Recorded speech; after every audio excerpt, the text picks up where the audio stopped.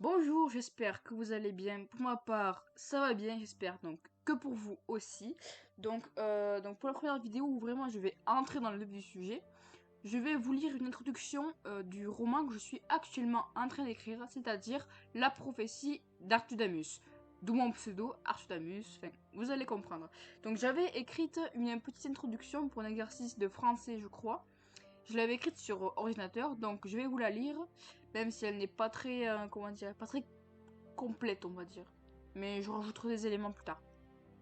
Donc attendez, je la cherche, voilà. Donc voici une introduction de l'histoire. Artudamus a toujours été un garçon mélancolique et sombre. Né dans une famille riche mais déchiré par le départ de son père, il fut maltraité par sa mère. Il découvrit que dans ses veines coulait la magie, alors que comme la pie bavarde, oiseau préféré de son paternel, Artudamus déployait ses ailes. Le malheur n'en avait pas fini avec lui. Excusez-moi. Confronté au carrefour et perdu dans la labyrinthe de la vie, il verra la cruauté du monde. Mais c'est lorsque les ténèbres auront envahi ce monde fantastique en plein cœur du Moyen-Âge, 3000 ans avant la naissance de Roxane la Peyre, je vous en parlerai plus tard. Qu'Artudamus accomplira la mission de sa vie, sa destinée tragique. De sa frêle main, il écrira un texte qui changera le monde à tout jamais. Ce texte, c'est la prophétie d'Artudamus. Donc voilà une petite introduction sur ce roman qui est vraiment, je trouve, plein de sentiments.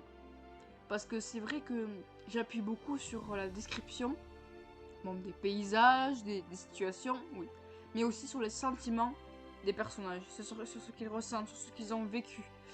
Et je trouve que c'est quelque chose de très important, parce que raconter une histoire, c'est bien, mais pouvoir se mettre à la place des personnages, c'est encore mieux. Parce que on peut voir un personnage, on peut voir à quoi il ressemble, on peut se l'imaginer, mais il faut rentrer en lui pour essayer de comprendre. Pour comprendre quelque chose, il faut essayer de rentrer dans le vif du sujet. Il faut comprendre les personnages. C'est vrai que j'appuie beaucoup sur ça, notamment sur Artudamus, où j'appuie vraiment quelque chose de quand même d'assez pathétique. Parce que c'est vrai que quand même, il est... voilà, c'est... Enfin, il est mélancolique, il est sombre. Après, il est doté d'une intelligence peu commune, vraiment. Il est d'une intelligence, c'est incroyable. Et même, c'est quelque chose qui va beaucoup lui servir et, euh, et qu'il pourra réutiliser plus tard. Après, on le voit sur plusieurs âges dans le roman. Au tout début, dans le premier chapitre, il a à peu près 16 ans. Je parle en lunaï dans le roman. Une lunaï correspond à une année. Mais bon, je vous ferai une petite vidéo sur ça pour vous expliquer tout ça parce que c'est assez complexe. C'est un roman complexe, voilà. Et aussi, je vous parlerai du passage où je parle de Roxane Lapeyre. Dans l'introduction, je vous en parlerai plus tard dans une autre vidéo. Parce que sinon, ce serait beaucoup trop long. Et je vais pas faire des vidéos trop longues non plus pour l'instant. Je préfère faire des vidéos plus longues où je parlerai plutôt de. Enfin, quand je parlerai plus précisément d'un personnage ou d'une thématique. Enfin, voilà. Je, je rebondirai là-dessus plus tard, quoi. Donc voilà, donc c'était pour une petite introduction. Donc aussi, si par exemple vous avez envie de lire ce que j'ai écrit déjà, en ce moment je suis au 7e, 8e chapitre, je suis par là à peu près. Il y a à peu près, je dirais, une centaine de pages, je pense que j'ai déjà écrite. Donc si vous voulez lire ou quoi, soit vous faites un commentaire et je viendrai vous voir, soit vous pouvez m'envoyer un message sur Instagram. Mon compte Instagram c'est chevalier-du-bas romain 21. Donc c'est mon compte Instagram. Donc si vous voulez m'envoyer un message ou quoi, ben voilà, on peut toujours voir si vous voulez découvrir un peu plus le monde, du roman, tout ça, c'est avec plaisir que je viendrai. D'ailleurs, sur mon compte Insta, il y a d'ailleurs des chapitres ou des citations de, du roman, mais aussi d'une autre histoire que j'avais faite avant aussi. Vous pouvez toujours aller voir si ça vous intéresse. Je ne vous force à rien, bien sûr, c'est juste que j'aime bien avoir l'avis des gens.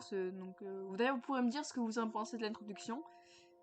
Et parce que c'est vrai, bon, je l'avais fait comme ça, mais bien sûr, je ferais mieux pour, voilà. Après, c'est vrai qu'on m'avait posé des questions par rapport si j'allais le publier.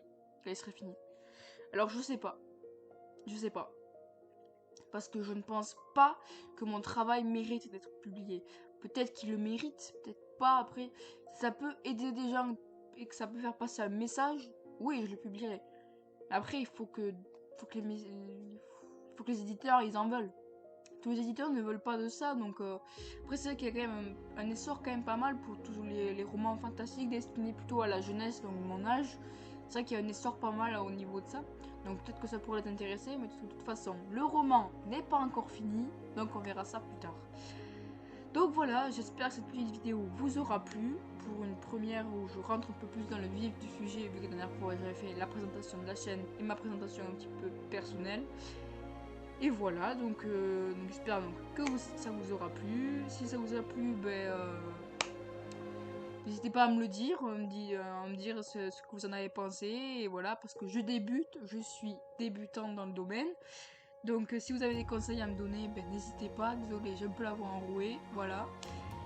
Et passez une bonne journée, bonne continuation à vous et on se retrouve plus tard. Ciao!